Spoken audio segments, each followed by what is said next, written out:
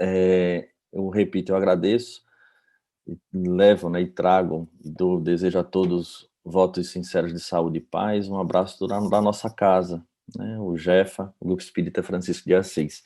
O tema, de fato, ele é extenso, ele abre possibilidades para que a gente veja muitas vertentes, e ele tem a ver, eu acho que com o mundo inteiro, né? Não só com todos nós que estamos aqui na sala. E esse formato que nós temos do online, ele nos dá uma possibilidade de virar quase que uma grande conversa, né? Ele foge um pouco aquela característica da palestra tradicional e nos abre essa possibilidade.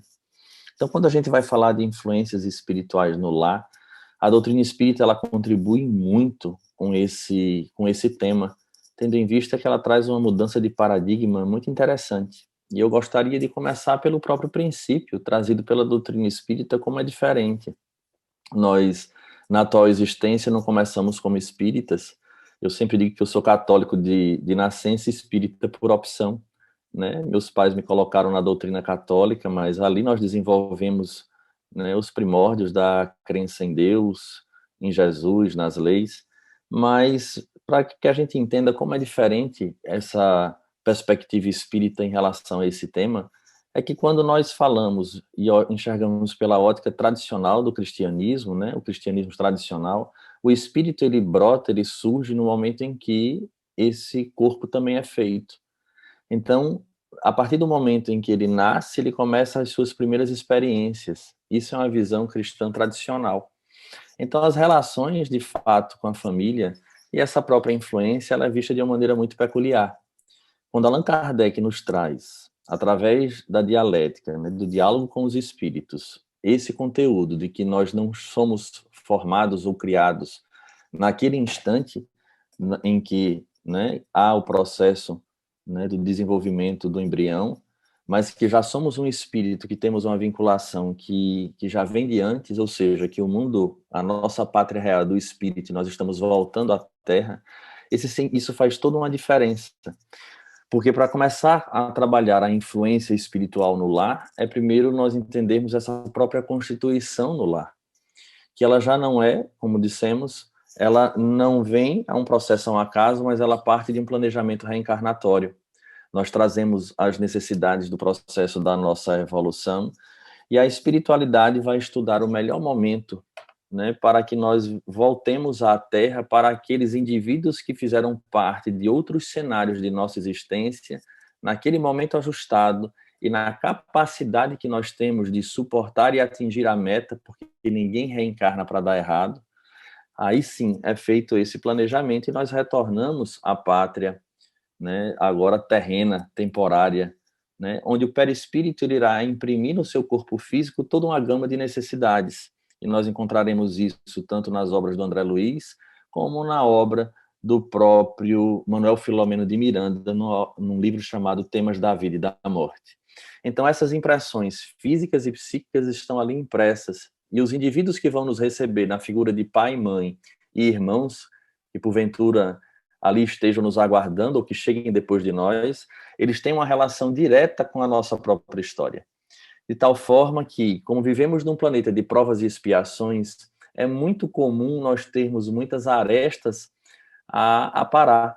E isso vai fazer com que a nossa relação e a maior importância que devemos dar a esse instituto, a esta célula máter da sociedade, que é a família. Então, quando ela se desestrutura, de fato, a gente vai ter uma relação muito parecida, semelhante com o câncer. Né? O câncer nada mais é do que uma célula que se diferencia e, nesse processo da sua multiplicação celular, ela leva o organismo a sucumbir caso não seja tratado em tempo hábil. Assim acontece com o contexto social, quando essa família ela se desestrutura nos valores, né? E muitas vezes está relacionada essa desestrutura a esse passado que fala muito mais alto, que na linguagem evangélica ganharia e ganha, né, o nome do homem velho, faz com que ela se desorganizando e se multiplicando, obviamente através dos seus filhos, formando novas famílias, a nossa sociedade se ressinta. Então, nós partimos deste princípio. O corpo que recebemos, a família que nos abriga, são relações que já foram planejadas neste plano espiritual para que a gente volte para o mesmo teto, para dar continuidade a essa nossa história. Então, cada um de nós é autor de um romance, cada um de nós tem um livro, onde cada capítulo é uma existência e ele tem essa continuidade no contexto familiar. E aí nós passamos a conviver. E no momento em que nós estamos convivendo, surgem as dificuldades das mais diversas.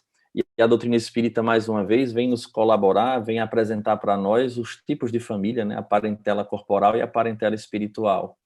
Não obstante a esse conceito, nós espíritas muitas vezes aproveitamos o conceito trazido pelos espíritos para adequar, ajustar, em especial justificar algumas atitudes que temos em relação aos nossos familiares. Nós aproveitamos aqueles que muitas vezes entram em choque conosco, ou vice-versa, e dizemos que aquele indivíduo, aquele espírito, talvez seja um espírito de uma parentela apenas corporal, e nós esquecemos que toda parentela corporal um dia se tornará parentela espiritual, porque essa é uma lei universal, que é a lei de amor.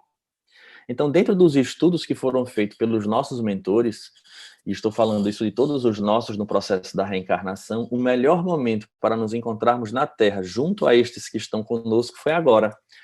Porque Deus não erra. Então, tudo está muito ajustado desde o contexto da família, das suas possibilidades em termos sociais, ao corpo que abriga o meu espírito. Isso foi planejado com riquezas de detalhes, para que nós ali nos encontrássemos e conseguíssemos ali, em coletivo, no contexto dessa célula, harmonizarmos as organelas que fazem parte dela, e seriam cada um de nós neste processo. E aí nós vamos abrir o parêntese para entrar na condição da influência dos espíritos. Para que haja influência dos espíritos, é preciso que a gente comece a enxergar esse processo de influência também de uma maneira muito peculiar, né? Porque da mesma forma que nós começamos a conceituar estes espíritos encarnados familiares como sendo pessoas de parentela corporal ou de um passado muito difícil, e que frequentemente nós somos as vítimas, nós buscamos observar ou colocar na influência dos espíritos a culpa maior de muitas situações que ocorrem dentro da intimidade.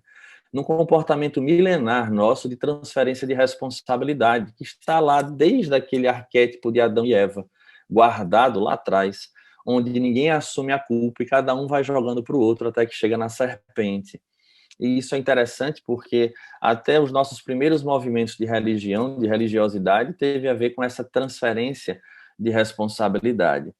E, de alguma forma, né, a doutrina espírita, quando nos fala, né, lá no Livro dos Espíritos, que existe a influência, né, a questão 459, os espíritos influenciam nos atos e nos pensamentos, então muitas vezes a gente se agarra a esse conceito e coloca exatamente a culpa, entre aspas, sempre nos espíritos, né, porque ele diz, né, muito mais que imaginais, a tal ponto que de ordinário são eles que vos dirigem. No entanto, o processo que a gente precisa começar a refletir é, se fizermos uma analogia com o carro, a quem estamos entregando a direção deste carro. E aí entra uma palavra que é muito comum dentro do movimento espírita, ou melhor, dentro da doutrina espírita, que é a coisa chamada de responsabilidade. Qual a nossa responsabilidade neste processo de influenciação dos espíritos? E aí, nesse contexto, vai entrar, obviamente, a figura ímpar trazida pela doutrina espírita, que é a mediunidade. Essa ferramenta, né, que nós temos, que faz com que a gente se torne, muitas vezes, um pouco mais maleável de uma maneira consciente ou inconsciente em relação a essa influência. Porque, frequentemente, nós estamos tão habituados com determinadas condutas que não conseguimos identificar se há ou não essa influência. Então, para que a gente gostaria, né, de conceituar a mediunidade nesse aspecto dentro da família? Porque, frequentemente, quando nós vamos abordar o tema mediunidade, nós vamos falar daquela mediunidade ostensiva. Mas, num contexto familiar, talvez valha mais a pena o conceito geral que Allan Kardec nos traz, que está lá no Livro dos Médiuns, na segunda parte, naquele capítulo dos médiuns, quando ele diz: todo aquele que sente num grau maior ou menor a influência dos espíritos é, pois, médium, de tal forma que raros são aqueles que não tenham nem o rudimento. Então, o que é que significa isso? Que existe a influência dos espíritos, sim, né? E que essa mediunidade convencional, né, comum, todos nós temos. Não estamos agora focando a nossa atenção naqueles que são patentes, né, na mediunidade patente, seja da psicofonia, da psicografia, mas essa que seja natural, porque todos nós temos uma intuição. todos nós temos alguns pensamentos que entram, vou usar o termo, atravessado, né, em nossa mente, e que a gente nem se apercebe, às vezes, que são sugestões. Então, dentro do contexto familiar, que já é um desafio à família em si, por quê? Porque são espíritos frequentemente comprometidos com o passado, cuja responsabilidade maior da vivência do Cristo se encontra neste núcleo, e aí é outra situação, porque nós gostamos de viver muito a amorosidade, a caridade, a tolerância do lado de fora, e dentro de casa nós esquecemos que a maior responsabilidade se encontra junto a esses espíritos, e aí nós teremos agora a influência, porque haverá um coletivo, né, um grupo de indivíduos que sofre influência desses espíritos, e aí se torna muito mais fácil a gente sempre, né, diante de algumas situações, colocar a culpa nessa influência.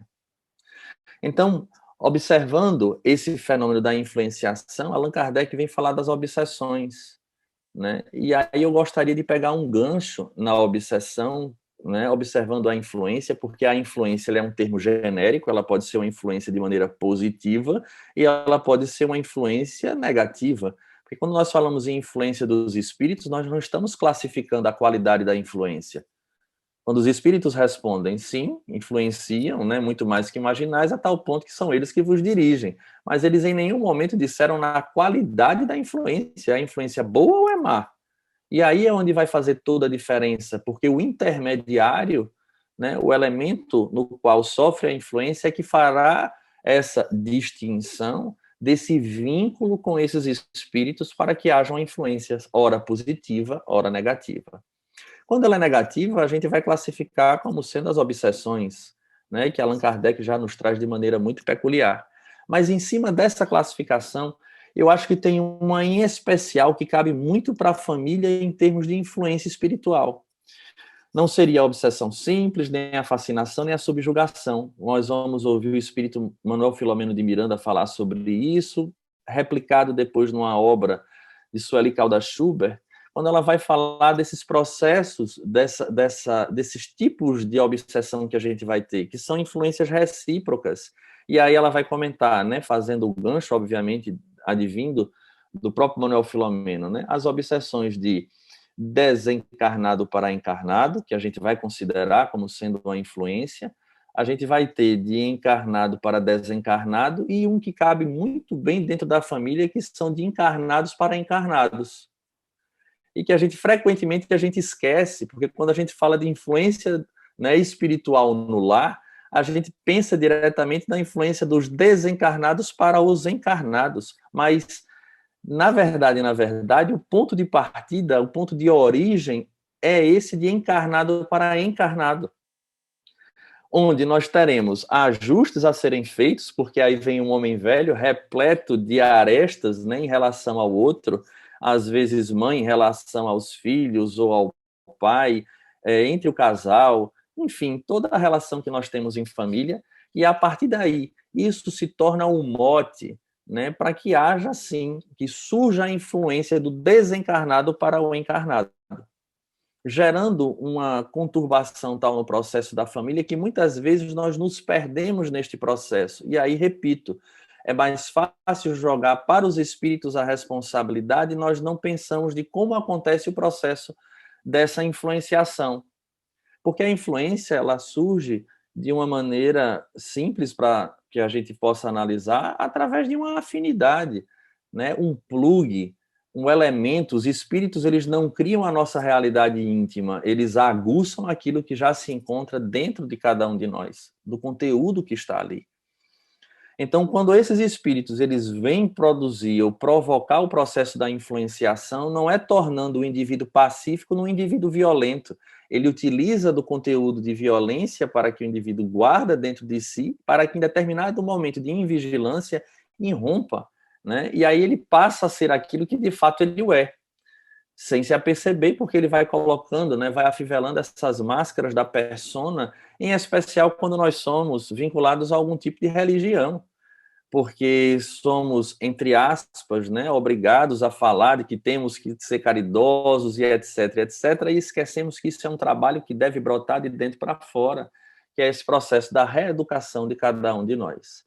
Então, quando a gente pega esse gancho né, do processo, né, dessa classificação de a obsessão de encarnado para encarnado, a pergunta que deve ser feita é: qual tem sido o nosso papel dentro do contexto familiar para que nós, espíritos encarnados, né, estejamos dando de bandeja para os desencarnados, para, de fato, criarem um grande conflito dentro do lar. E eu gostaria de pedir licença, eu não gosto, assim, não tenho nem muito hábito de ler durante palestra, mas como eu disse que aqui se torna um momento muito mais, né, sem essa característica tão tradicional da palestra, vejamos como é interessante, e eu vou à obra, né, dessa obra de Sueli Caldas, quando ela vai dizer para a gente alguns detalhes, ó.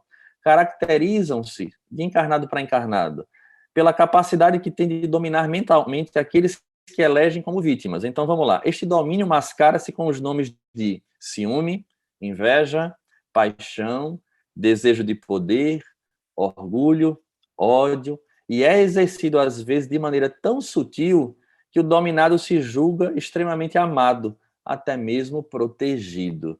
E a gente não se apercebe. Então, isso estamos falando diretamente para essas relações dentro do lar. Então, a influência espiritual começando com os indivíduos encarnados. E ela ainda faz um complemento, que dizendo que durante o nosso processo de sono, muitas vezes essa relação de obsessão, de influenciação espiritual, ela também se desdobra no plano espiritual durante o nosso sono. Vejamos a grande responsabilidade que temos. Então, se formos parar para analisar, o grande problema da influência espiritual na família, ela se inicia de maneira muito peculiar através das nossas atitudes, das nossas velhas tendências, do que nós alimentamos como pensamento, como emoção, como... E aí o Evangelho segundo o Espiritismo, ele vai trazer uma síntese, né, das chagas da humanidade que a gente reflete, às vezes, muito pouco sobre elas dentro do lar, que são, né, que eles colocam de maneira muito objetiva, né, o egoísmo e o orgulho. E quando a gente fala de egoísmo, a nossa visão às vezes é tão restrita que a gente pensa muito na condição da posse, né, de possuir alguma coisa. Sempre que a gente fala de egoísmo, a primeira coisa que vem à nossa mente é essa questão, né, de possuir algo, algum objeto, alguma vantagem, seja o que for. Mas os espíritos, acredito, que não estariam falando apenas neste patamar, mas em especial nesse conteúdo emocional e sentimental que nós temos. E às vezes nós nos tornamos um baita egoísta dentro da nossa relação de família, abrindo espaço, aí sim, para que espíritos se aproximem num processo de uma afinidade, ou de fato inimigos do passado que busquem, né, complicar a vida dessa coletividade chamada família. E aí vem o nosso desafio de perceber essa relação e ver quando nós estamos sendo egoístas e orgulhosos. Alisson, um exemplo de um egoísmo que não esteja relacionado à posse diretamente de coisas. Ora, quantas vezes nós não temos problemas dentro da nossa estrutura de trabalho, da nossa dinâmica do dia a dia? E nós chegamos em casa, às vezes, e só contamos com aquela pessoa para desaguar, para colocar para fora.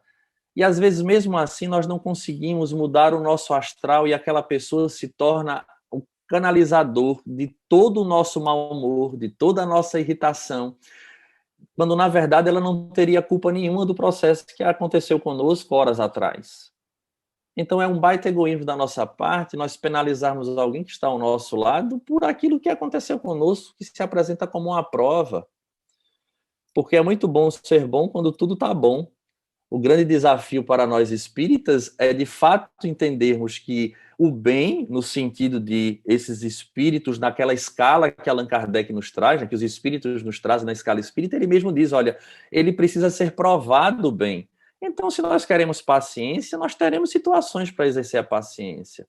O problema é que quando a gente chega em casa, esse esforço que a gente faz para nos mantermos do lado de fora, ele desaparece. E o lar se torna o local onde a gente deságua todas as nossas emoções negativas.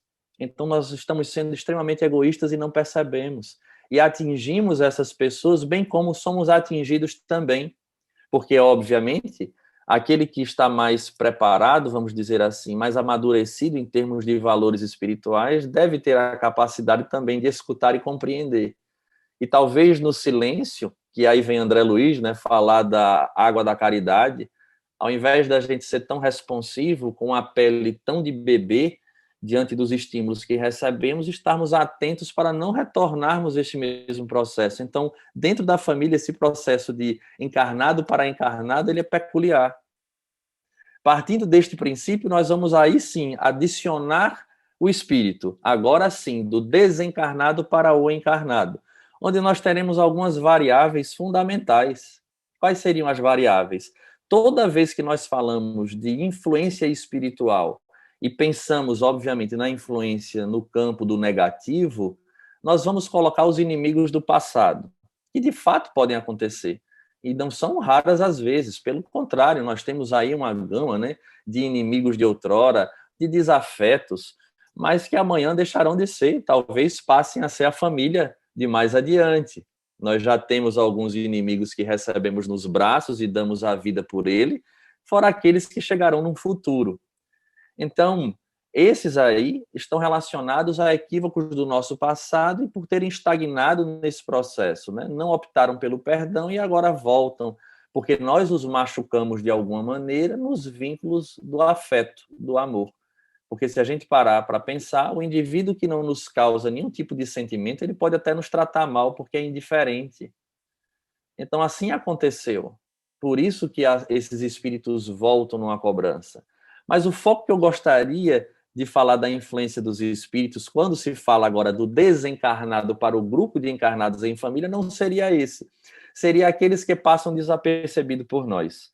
Qual seria, Alisson, isso que você está falando? Porque o processo da obsessão ele não se dá só por inimigos. Nós teremos dois outros fenômenos que devem ser avaliados com muito cuidado. O primeiro deles são aqueles que muito nos amam, pelo processo de um egoísmo, que nós poderemos chamar aqui de uma maneira mais rasteira de apego, que não querem nos largar. E por conta disso, voltam a estar próximos sem saber que estão gerando algum tipo de distúrbio. E isso é um exercício para nós que estamos aqui encarnados. Eu não sei, né? Eu sei que eu estou falando para um grupo de brasileiros, né? E eu sempre pergunto, o brasileiro adora café. Eu não sei se esse grupo daqui gosta de café. Gosta, Kemi? É o time do café não gosta, né? Todo mundo faz o sinal, ok, eu acho que a maioria gosta, né? E frequentemente as pessoas chegam num patamar tal de café que diz assim, Alisson, já não aguento passar mais sem café. Quando eu deixo de tomar, me dá uma dorzinha de cabeça, porque eu já sei que é uma crise de abstinência. Eu preciso daquela dosezinha do café. Os espíritos nos dizem que nós estamos... quem tem vontade, quem tem desejo, não é o corpo, é o espírito. Então, o que é que acontece? O corpo é um amortecedor, de fato, desses nossos desejos. Segundo o relato de Manuel Filomeno de Miranda e do próprio Allan Kardec na Revista Espírita, diz que quando o indivíduo desencarna, o filtro que existia, que era o corpo, deixa de existir. Então, os desejos se tornam muito mais intensos. O que é que isso vai implicar em cada um de nós? Do mesmo jeito que os espíritos falam que há espíritos viciados em álcool, eu acredito que haverá uma gama de brasileiros viciados no café. Então, nós vamos ali frequentar as cafeterias para sorver o fluidozinho dos nossos irmãos encarnados.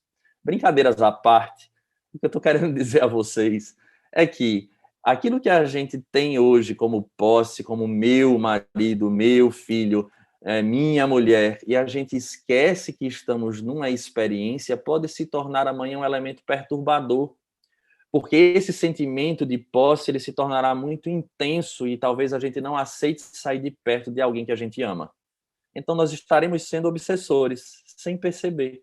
Então eu gostaria de chamar a atenção para esse tipo de situação e entender que a encarnação da gente, essa experiência material, mais uma que a gente está tendo, a gente aproveita para trabalhar, burilar esses nossos sentimentos para que a gente não sofra amanhã. Então, esse seria um ponto que eu gostaria de abordar nessa influência, porque a gente sempre olha para os inimigos desencarnados, mas esquece que amanhã talvez sejamos nós, com saudade da esposa, com saudade do filho, e aí querendo estar perto, é melhor trabalhar agora para não sofrer amanhã. E a gente nem se apercebe. E o segundo ponto, eu gostaria de deixar aqui muito claro também, que é o fato daqueles espíritos que se vinculam aos nossos velhos hábitos de pensamentos e de vícios. E que a gente espera, né, sempre pensa como eu falei, no inimigo. Mas não é assim. E eu gostaria de lembrar uma obra do André Luiz chamada Sexo e Destino, onde em determinada parte do livro ele entra numa casa junto com o mentor que eu acompanhava e percebe o indivíduo às 9 horas da manhã, 9, 9 e meia, acredito que seria esse horário, ele vai ler o jornal, a pessoa que eles estavam observando, e essa pessoa do nada, né, chegam dois espíritos obsessores na casa dele, e ele sente um desejo muito grande de tomar uma dose de uísque. Então, na verdade, não foi ele. Os dois espíritos chegam para ele e começam a influenciar no pensamento. E ele disse, que coisa, me deu vontade de tomar um uísque agora, 9 e pouco da manhã. Então, nessa situação, ele vai até um bar que ele tinha dentro de casa, porque antigamente tinha essa mania, né, de se ter bar dentro de casa, era algo muito, muito chique, vamos dizer assim, e ele coloca uma dose, toma o uísque. Então, o primeiro espírito se acopla a ele e sorve o fluido. Quando ele termina de tomar a primeira dose, o segundo espírito se aproxima e diz, agora é a minha vez. E aí, novamente, ele se acopla, né, nesse processo mediúnico inconsciente, e ele toma uma segunda dose, e os dois saem cambaleantes, os dois espíritos. André Luiz fica agoniado e diz ao mentor dele, nós não podemos fazer nada, porque são dois espíritos obsessores. E aí vem o interessante, porque o mentor dele se volta para ele e diz, André, isso é obsessão para mim e para você. Mas para ele não são obsessores de maneira objetiva, são dois parceiros do mesmo vício. O que isso significa? Que dentro desse contexto da família, a influência espiritual também se dá por conta dos nossos pensamentos e ações. E para a sociedade não tem problema algum, é um hábito social no qual todos aprovam, mas para nós espíritas sabemos que aquilo ali é um elemento que serve como um imã, que você atrai espíritos da mesma classe. Daí, tudo posso, mas nem tudo me convém, já dizia Paulo de Tarso, para cada um de nós. Então, determinados tipos de filme, determinados tipos de imagem, determinados tipos de música e de leitura, determinados tipos de hábitos, como o próprio álcool dentro da família, são elementos que fazem com que espíritos se aproximem. E aí a gente vai corroborar com a tese da questão 459.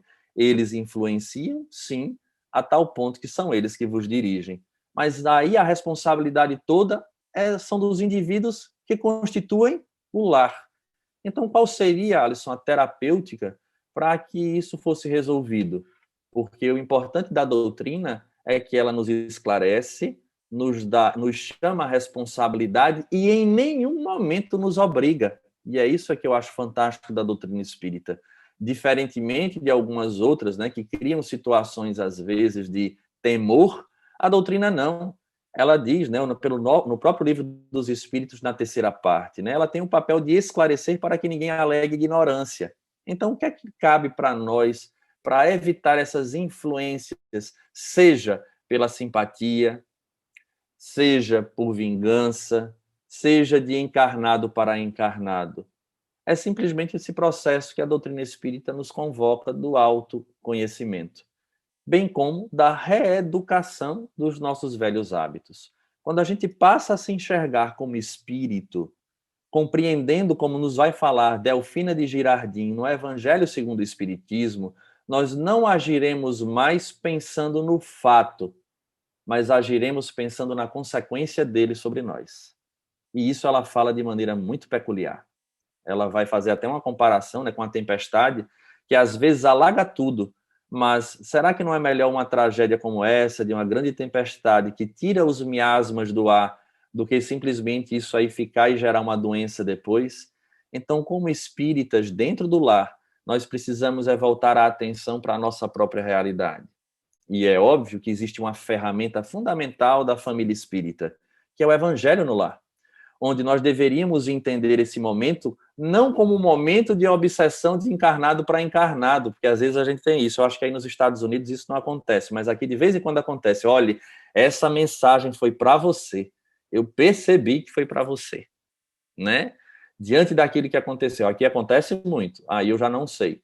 Mas a gente quer aproveitar o momento do evangelho no lar para lavar roupa suja e cria uma ambiência horrível, fazendo com que não haja vibração equilibrada a tal ponto que os bons espíritos mentores da família se aproximem. Pelo contrário, abre espaço para uma outra problemática, que seria esses espíritos aproveitarem o momento do evangelho para criar uma conturbação.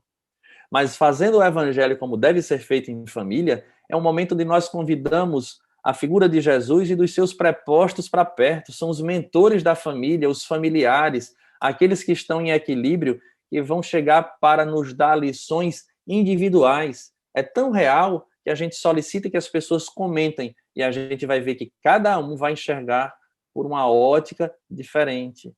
E nesse processo dessa ótica diferente, nós vamos fazer um balanço das nossas próprias ações e buscar, obviamente, manter a nossa conduta até o outro evangelho pautada nas lições de Jesus à luz da doutrina espírita. E aí sim, nós sim estaremos sendo influenciados pelos espíritos. No entanto, um espírito de outra classe são aqueles que querem a harmonia, o equilíbrio e o bem dessa família que ali se encontra. Alisson, enquanto a participação das crianças fazem parte da família, devem fazer desde cedo. Ah, mas eles não querem. E aí eu sempre faço, eu adianto esse questionamento, porque sempre fazem, eu pergunto, quando eles não querem ir para a escola 2, 3, 4 dias, qual é a postura dos pais?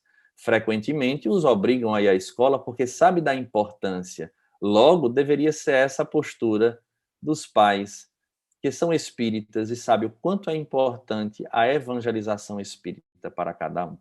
Assim, a gente, né, vai percebendo esses inúmeros fatores da influência dos espíritos dentro do lar, mas indiscutivelmente o ponto-chave é a realidade das nossas ações e pensamentos dentro desse local sagrado no qual é a nossa casa. Então, a todos um grande abraço, votos sinceros de saúde e paz. Vamos começar com a Maria Beazuz, em que ela pergunta: como trabalhar hoje para não sermos obsessivos com quem amamos? É fantástico isso, né? Como trabalhar. Eu acho que nós devemos usar todos os artifícios que estão ao nosso alcance. E nós, inclusive, precisamos largar alguns preconceitos que nós temos. Porque o espírita acha que ele consegue tudo sozinho, pelo simples fato de já entender o espiritismo. Mas o espiritismo, no momento em que ele nos mostra, né, que nos dá a capacidade de enxergarmos a nós próprios, tem coisa que a gente não consegue sozinho. E talvez o ponto-chave seja esse, a gente ter a coragem de assumir os nossos próprios limites e, às vezes, buscar ajuda especializada, para que a gente possa trabalhar pouco a pouco. Porque o importante é a gente tomar consciência. E na hora em que eu tomo consciência, eu ajo. Naquilo que a gente tem a capacidade, a gente vai lá e se esforça. No que a gente não tem, está percebendo que é cíclico, é a hora da gente optar por alguém, sim, que possa nos auxiliar. Por quê, Alisson? Porque nós já sabemos a meta. O importante é saber onde a gente quer chegar. Então, se nós somos apegados hoje, é preciso trabalhar isso ao invés de gerar os desculpismos que nós geramos, né? A gente vai chamar de amor, a gente vai chamar de cuidado, a gente vai chamar de mil nomes, mas na verdade é um processo obsessivo mesmo, né? André Luiz diz, né, que Deus é um pai que permite que os filhos caiam, que dirá nós, né? Então eu acredito que dessa forma, tentando, baseado na doutrina, naquilo que tem condições de fazer e aquilo que não se consegue, buscar o auxílio necessário para essa superação. Obrigada, Alisson. Aqui eu tenho uma outra pergunta. E esses pensamentos impróprios negativos que vêm de repente e parecem vir de dentro, que causam medo, paranoia, pânico, desconforto e mal-estar? Bem, eu gosto muito da linha de Allan Kardec, né? Allan Kardec, ele diz, quando ele classifica os espíritas, é interessante que ele vai dizer que existe um grupo que é muito prejudicial ao espiritismo, que é o espírito exaltado. O que é o espírito exaltado? É aquele que coloca na conta dos espíritos tudo o que acontece com ele. Então, por que eu estou falando isso? Porque na hora em que nós somos portadores desse tipo de pensamento, inclusive hoje estávamos até no atendimento falando sobre isso, é preciso que a gente faça como Allan Kardec, passe pelo bom senso e pela razão. Vamos anular primeiro aquilo que existe de matéria, e eu coloco matéria entre aspas, porque nós somos um espírito encarnados e que vamos trazendo no processo reencarnatório as nossas matrizes. Então, o pensamento, esse pensamento que nos atravessa, a gente primeiro precisa ver a sua origem. Houve um gatilho? Existe um problema prévio? Às vezes tem pessoas que têm a família inteira, vou dar um exemplo, tá? Às vezes tem a família inteira que é depressiva. E a gente sabe que a depressão ela tem um componente genético fortíssimo. E pela doutrina espírita sabemos que há o mesmo grupo de espíritos que voltam com a mesma problemática para se reajustar. Então não adianta ir para o centro espírita querer única e exclusivamente mudar através do espiritismo. É preciso trabalhar a parte biológica. E aí o espiritismo ela entra com a sua terapêutica.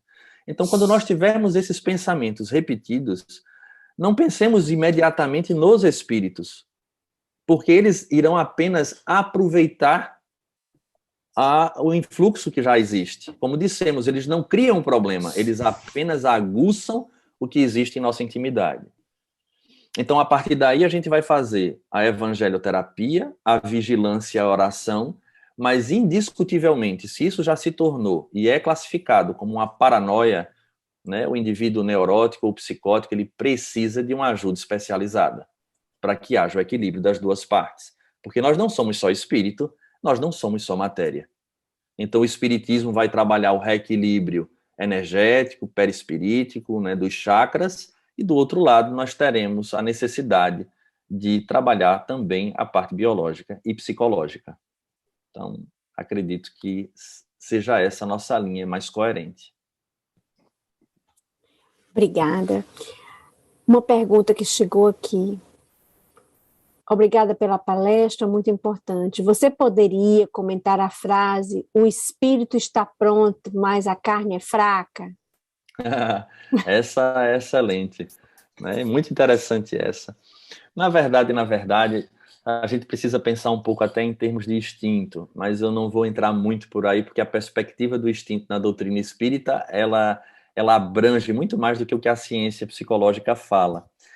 Mas a gente precisa entender, de fato, que durante a nossa palestra a gente falou que a vontade, o desejo, todas estão sediadas no espírito. O corpo é apenas o elemento pelo qual eu comparo muito com a farda. Quando nós entramos num colégio, ganhamos uma farda. Então, quando a gente se matricula na escola Terra, a farda que eu recebo é o meu corpo. Então, o que é que acontece? Ela responde ao indivíduo pensante. Então, não é que a carne, de fato, é fraca. É esse espírito que ele já tem a tendência que ele trouxe milenar. Um velho hábito. E aí vem a luta do homem velho como um homem novo, que tem uma figura que eu gosto muito no Evangelho, que ele diz assim, Jesus diz assim aos discípulos de João Batista, ninguém põe vinho novo em odre velho, porque o odre se rompe e o vinho se perde. O odre é aquele saquinho de couro, né? O odre velho ele já está estendido ao máximo. E o vinho novo, ele precisa de fermentar. Então, quando ele fermenta num odre velho, ele rasga. Então, o que Jesus fala nessa passagem é preciso colocar o vinho novo no odre novo, ou seja, que ele suporte a fermentação. O nosso desafio é esse. Não é dar vazão ao corpo, é agir com a razão. Mas essa fé raciocinada, que Allan Kardec coloca para a gente de maneira peculiar, né? Fé raciocinada é aquela que encara frente a frente a razão em todas as épocas da humanidade. Gente, o que é a razão que Allan Kardec quis dizer aí? São os fenômenos naturais da nossa vida que nos impulsiona a agir como nós agíamos antes. E a fé raciocinada irá dizer a nós que nós não devemos fazer aquilo que a gente está com tanto impulso. Então não é o corpo que é fraco, é o espírito que é mal acostumado.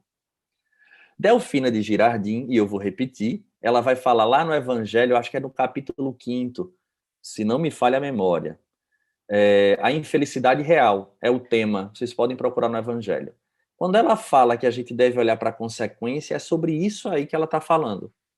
O corpo, ou melhor dizendo, a tendência antiga é querer satisfazer o velho hábito, porque é algo que já está marcado em nosso perispírito.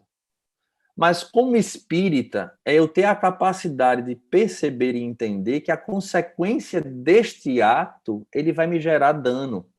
Então eu deixo de fazer com muito esforço, primeiramente, com muito sacrifício, né? E aí o evangelho vai dizer, né, que há aqueles que o trabalho já está feito, há outros que ainda pensam, né, no mal, mas lutam contra ele, e existem aqueles que ainda cedem ao mal. Estão lembrados dessa gradação que é feita? Então, o trabalho que a gente vai ter aí é olhar a consequência do que a gente deseja. Tem pessoas que se perdem, por exemplo, no campo da sexualidade, se tornam ávidos, insaciáveis. Ora, a doutrina espírita vem falar para a gente de onde vem esse desejo e as consequências advindas dessa situação. Então, agora é uma luta. Então, não é o corpo que é fraco, é o espírito que é doente. E aí, ele, sabendo das consequências, ele vai lutar contra essa realidade. Seja, repito, com força própria ou somado a um auxílio do lado de fora. Então, o corpo não é desculpa para nós, porque tudo advém do espírito. Aqui a próxima pergunta. Você mencionou a tarefa dos chakras no equilíbrio do corpo. Como as obsessões... não, a pergunta é, as obsessões, elas atingem esses chakras e como reestruturá-los de volta ao equilíbrio?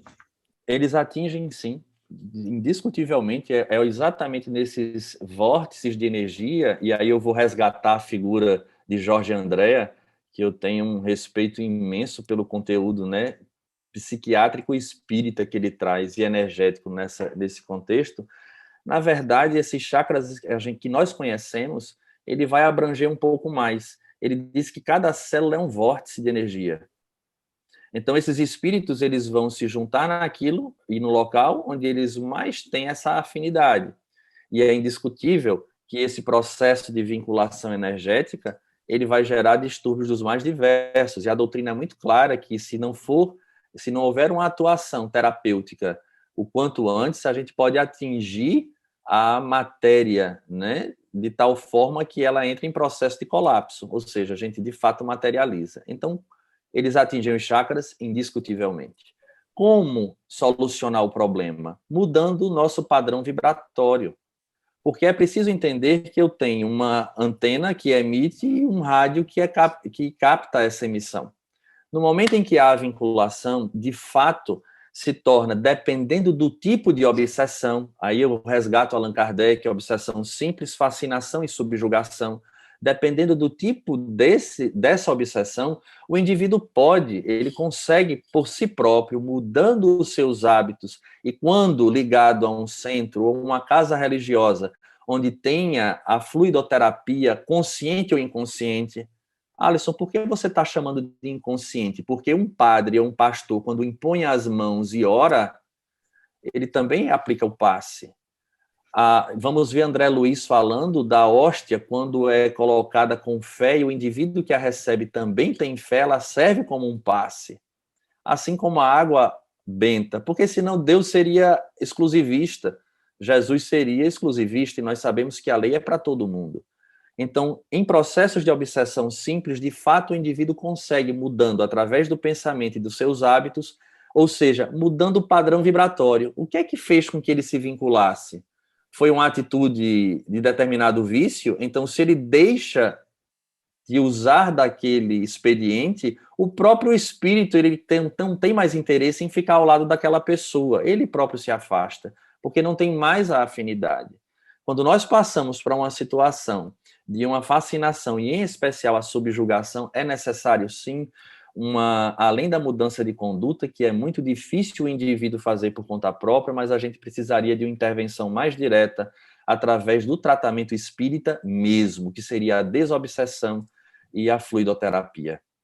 Então, como dissemos, né, existe sim a influência pelos chakras, existe a possibilidade do indivíduo por si só conseguir, mas há outras situações que não, que é preciso uma intervenção, sim, de fora. Obrigada. Chegou uma pergunta agora, em que a pessoa pergunta: pode acontecer de espírito ficar apegado à casa onde morou e se sentir dono, interferindo na atmosfera psíquica do ambiente familiar, podendo até causar problemas de saúde? Sim, pode. O próprio Livro dos Médiuns vai falar sobre essa situação. A Revista Espírita também fala. E aí nós vamos entender que estamos imersos, né, num universo de energia, e a gente muitas vezes esquece desse detalhe. Então, esses espíritos, né, que estão muito apegados à casa, a determinados objetos, eles vêm com ira, né? Só tem um detalhe. Alisson, dessa maneira, será que nós não ficaríamos muito à mercê desses espíritos? E aí eu volto para aquilo que nós estávamos trabalhando durante, né, a nossa exposição. De alguma forma, encontrará a brecha nos indivíduos que estão naquela casa. Porque se nós temos um grupo de indivíduos equilibrados, onde aquela casa cultua de fato o evangelho no lar e busca esse contexto da vibração, cedo ou tarde nós estaremos auxiliando a esses espíritos.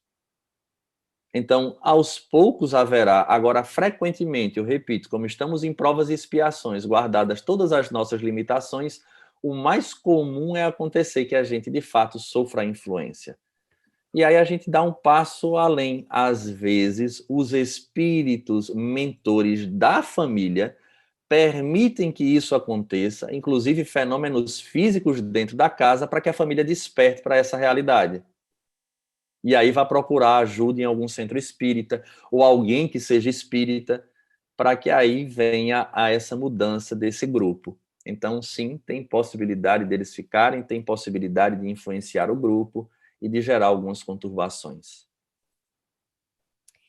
E agora a última pergunta.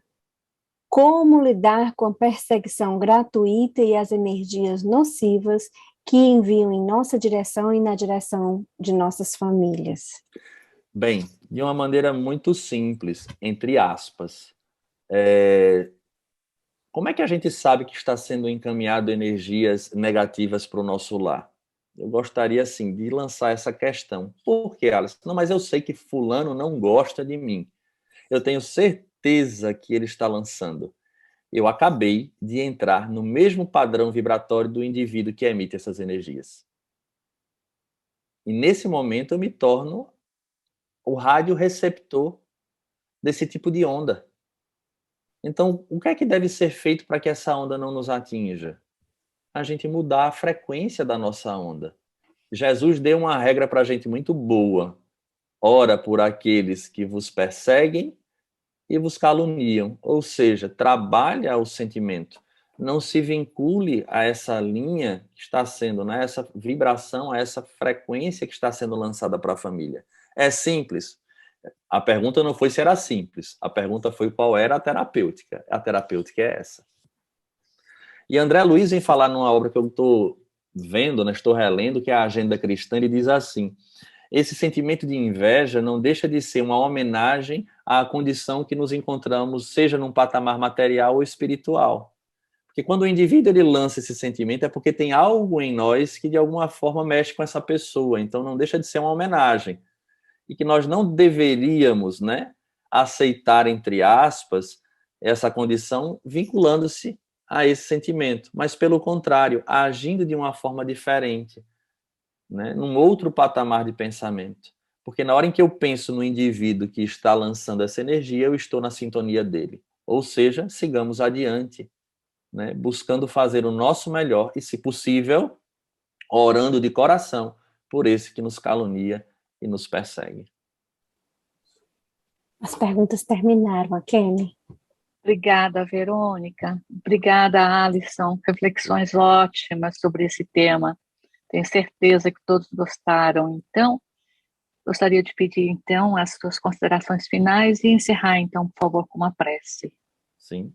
Bem, quanto às nossas considerações, primeiro gostaria de agradecer e falar da alegria que é estar conversando com um grupo de brasileiros tão distante e, ao mesmo tempo, tão próximo, né? Bem como os amigos aqui de Recife, que também estão até essa hora, que se dispuseram a estar aqui com a gente, partilhando desses momentos. Falar, né, da doutrina espírita, né, e todo aquele cabedal de conteúdo que ela nos traz é sempre muito gratificante. Então, que a gente possa perceber que nós somos, de fato, nós não somos, melhor dizendo, vítimas da vida. Nós somos agentes modificadores da nossa realidade. em especial em família. Nós não estamos na família errada, nós não estamos com as pessoas erradas e nem estamos incapacitados. Ainda tem esse detalhe. Pelo contrário, nós fomos capacitados, treinados e, em especial agora, nós estamos, né, com as ferramentas em nossa mão, porque temos o entendimento. Agora, como diz o Evangelho, falta vontade firme e que nós venhamos a ter essa vontade, né, para de fato aproveitarmos ao máximo a nossa existência. A todos um grande abraço, votos sinceros de saúde e paz. E façamos a nossa prece. Jesus amigo, tanto, Senhor, a te agradecer, que mesmo diante daquilo que buscamos aprender, temos a plena convicção que não conseguimos atingir ainda a amplidão do que é a doutrina espírita e que nada mais é do que o Evangelho redivivo. Ajuda-nos, Senhor, a desempenharmos bem o nosso papel dentro dos lares e das obrigações que assumimos ao retornar à Terra. São os espíritos mais caros, que exigem mais de nós, mas ao mesmo tempo, na medida em que estamos sob o mesmo teto, em torno do mesmo Evangelho, temos a possibilidade de buscarmos a mesma meta, de reatar os laços, aparar as arestas e fazermos desta existência uma existência exitosa. Abençoa, Senhor, a todos os presentes nesta sala virtual, os seus respectivos familiares, e que, porventura, aqueles que tenham indivíduos dentro da estrutura familiar que se tornam um desafio, possam enxergar neles grandes professores, onde temos a possibilidade de desenvolvermos a tolerância, a paciência e a fé. Abençoa este centro, Senhor, espírita, na América do Norte, bem como todos aqueles que aqui representam alguma entidade espírita, que possam permanecer fiéis a Ti, fiéis a Allan Kardec. Faz de todos nós, Senhor, instrumentos Teus na condição que nos encontramos. Sê conosco, ajuda-nos a estarmos contigo, hoje e por todo sempre. Assim seja.